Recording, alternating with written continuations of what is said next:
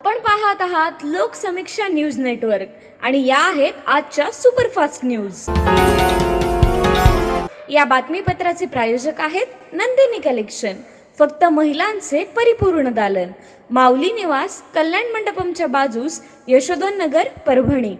नमस्कार, मी प्रभू Dipke Loksamiksha news network मध्ये आपलं स्वागत करतो। आपण पाहत आहात परभणीचं एकमेव बातमीपत्र Loksamiksha superfast. Red Apple exclusive MIDC परिसर, परभणी। उद्या 14 एप्रिल रोजी भारतरत्न डॉक्टर बाबासाहेब आंबेडकर यांची जयंती संपूर्ण देशभरात उत्साहात साजरी होत असून परभणीतही भीम जयंतीची जय्यत तयारी झालेली दिसून येते। परभणीतल्या जिल्हाधिकारी कार्यालयासमोर असलेल्या भारतरत्न डॉक्टर बाबासाहेब आंबेडकर यांच्या पूर्णाकृती पुतळ्याला महापालिकेच्या वतीनं आकर्षक अशी विद्युत रोषणाई करण्यात आलेली आहे। तर महामानवाला अभिवादन करण्यासाठी पुतळ्याजवळच शिडी देखील उभारण्यात आलेली आहे।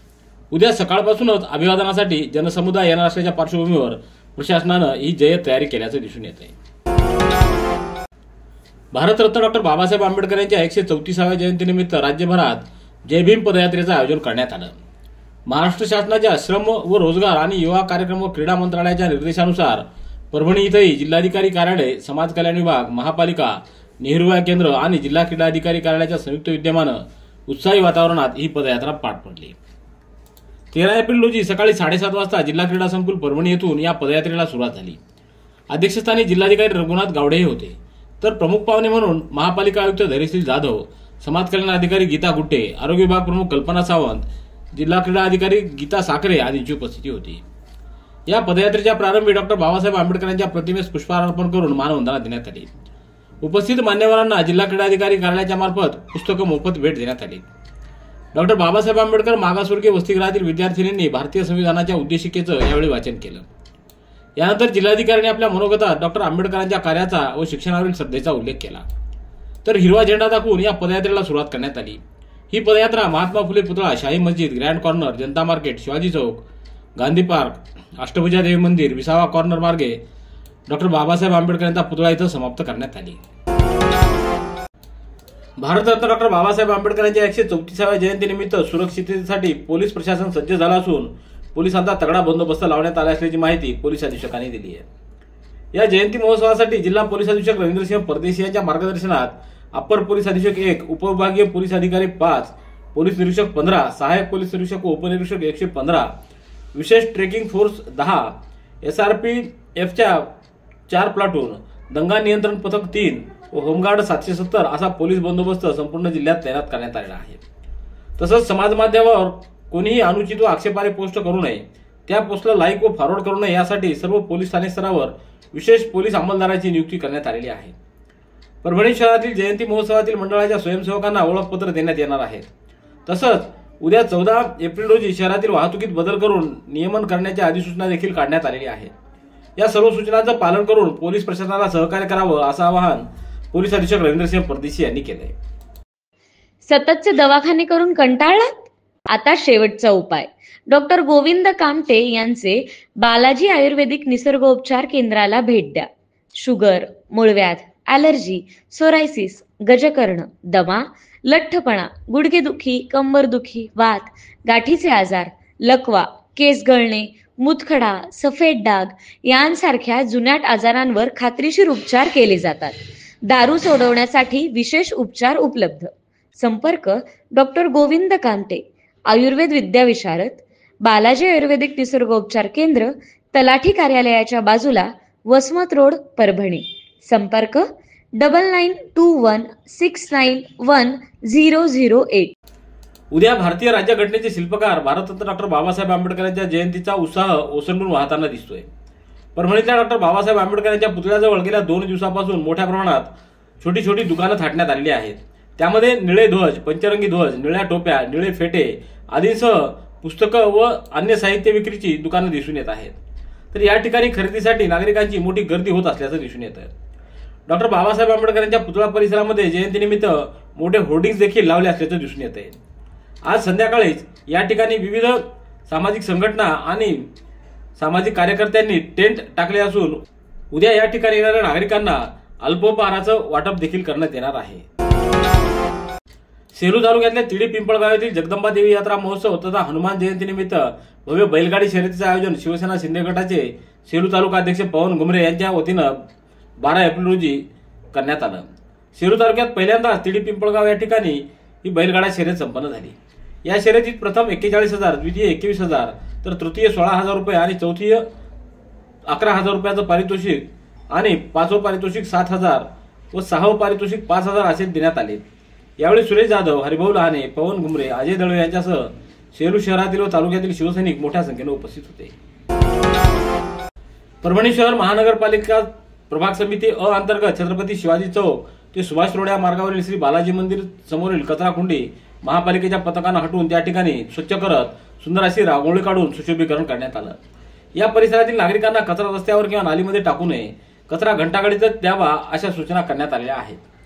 शहर स्वच्छ ठेवण्यासाठी नागरिकांचं सहकार्य मिळणं आवश्यक असल्यानं महापालिकेला सहकार्य करावं असं आवाहन आयुक्त धैर्यशील जाधव यांनी केलंय. मानवत तालुक्यात आज बुद्धिस्ट सोसायटी ऑफ इंडियाच्या वतीनं विश्वरत्न डॉक्टर बाबासाहेब आंबेडकर यांच्या 134व्या जयंतीनिमित्त आगळा वेगळा उपक्रम राबवून अभिवादन करण्यात आलं. यावेळी बोधिसत्व धम्मज्ञान स्पर्धेचं आयोजन करण्यात आलं. बोधिसत्व धम्मज्ञान परीक्षा यशस्वी करण्यासाठी दी बुद्धिस्ट सोसायटी ऑफ इंडिया शाखा मानवतच्या पदाधिकाऱ्यांनी पुढाकार घेतला. मानवत तालुक्यातल्या 6 परीक्षा केंद्रांवर ही परीक्षा घेण्यात आली. जिल्हा परिषद प्राथमिक शाळा कोल्हा, जिल्हा परिषद प्राथमिक शाळा उक्कलगाव, केंद्रीय माध्यमिक शाळा मानवत, कस्तुरबा गांधी विद्यालय मानवत, विद्यासागर माध्यमिक विद्यालय करंजी, तक्षशिला बुद्धविहार हत्तेलवाडी या केंद्रांवर एकूण 333 परीक्षार्थ्यांनी सहभाग नोंदवला. परभणी मेडिकल कॉलेज आणि आरपी हॉस्पिटल इथं डॉक्टरांच्या पथकानं 81 वर्षीय वृद्ध महिलेच्या तिहेरी रक्तवाहिन्यांच्या गंभीर आजारावर यशस्वी उपचार करून तिला नवजीवन दिलंय. महिलेच्या हृदयाला रक्त पुरवठा करणाऱ्या रक्तवाहिन्यांमध्ये 90% ब्लॉकेजेस असल्यानं निष्पन्न झालं. त्यामुळे वाढलेल्या वयामुळे रुग्णाच्या कॅल्सिफिकेशन सारख्या आव्हानात्मक परिस्थितीतही या रुग्णाला बायपास शस्त्रक्रियेसारख्या मोठ्या शस्त्रक्रियेऐवजी आरपी हॉस्पिटल येथील अत्याधुनिक यंत्रणा, कटिंग बलून, रोटा व अत्याधुनिक कॅथलॅब असल्या कारणानं नवीनतम तंत्रज्ञानाचा वापर करून एकाच वेळी 3 कॅल्सिफाईड रक्तवाहिन्यांमध्ये स्टेंट टाकणं शक्य झालंय. ही शस्त्रक्रिया डॉक्टरांच्या असामान्य कौशल्याचं आणि हॉस्पिटलच्या उत्कृष्ट सुविधांचं द्योतक आहे. ही शस्त्रक्रिया डॉक्टर दीपक कुबडे, मेडिसिनचे डॉक्टर संतोष हारकळ, डॉक्टर शहाजी बोडके, हर्ष फरीद पठाण यांनी पार पाडली आहे. सुराज्य शिक्षक शिक्षकेतर कर्मचारी संघटनेच्या वतीनं डॉक्टर बाबासाहेब आंबेडकर यांच्या 134व्या जयंतीनिमित्त आदर्श शिक्षक पुरस्कार सोहळा संपन्न झाला आहे. यावेळी प्रमुख पाहुणे म्हणून भाजपा युवा मोर्चा प्रदेश उपाध्यक्ष सुरेश भुमरे, उपशिक्षणाधिकारी येरमळ, नवले पाटील, अनिल लहाने, आकाश लोहड, विलास जोंधळे, गजानन जगाडे, उमेश लहाने आदींची उपस्थिती होती. या सोहळ्यामध्ये सुरेखा वाकळे, शुभांगी लोंढे, अश्विनी भावसार, स्वाती बालेराव, आरती गिरी, देवदास सत्याम्बरे, अश्विनी नागठाणे, वर्षा गवळे, मेघा चेपुरार, गुरुनाथ तेलगुंडे, इंदुमती कदम यांना शिक्षक पुरस्कार देऊन गौरवण्यात आलाय. Red Apple furniture, smart furniture for smart people, exclusive Parbhani शहरातील भव्य शोरूम रेड ॲपल एक्सक्लुझिव्ह, भारतातील स्मार्ट फर्निचर ब्रँड आता आपल्या परभणी शहरामध्ये. हो, आता आपल्या परभणी शहरामध्ये. या अंतर्गत ऑफिस, बेडरूम, डायनिंग, लिव्हिंग इत्यादी प्रकारचे फर्निचर आपणास मिळेल. Bedroom set, bed, dressing table, sofa set, कपाट, डायनिंग टेबल, टीपॉय आणि स्टील फर्निचर इत्यादी सर्व प्रकारचे फर्निचर तेही आकर्षक किमतीमध्ये उपलब्ध आहे. एक वेळ अवश्य भेट द्या. रेड ॲपल फर्निचर, MIDC परिसर, भारतीय स्टेट बँकेच्या जवळ, परभणी.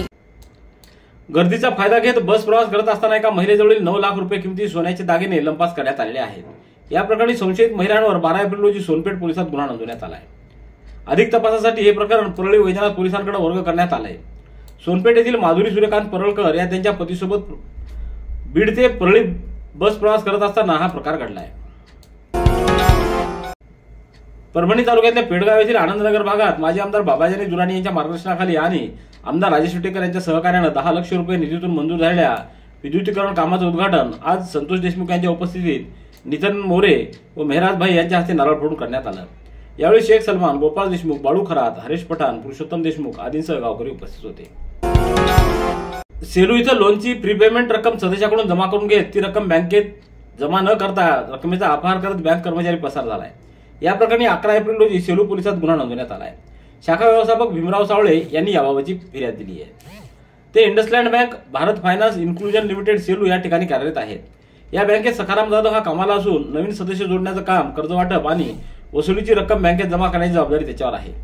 12 जून 2023 ते 24 ऑगस्ट 2024 या दरम्यान सखाराम जाधव यानं 11 सदस्याच्या लोनची प्रीपेमेंट रक्कम 1,35,349 रुपये जमा केली व ती शाखेत जमा न करता रकमेचा अपहार करून पळून गेला. या प्रकरणी सेलू पोलिसात गुन्हा नोंदवण्यात आला आहे.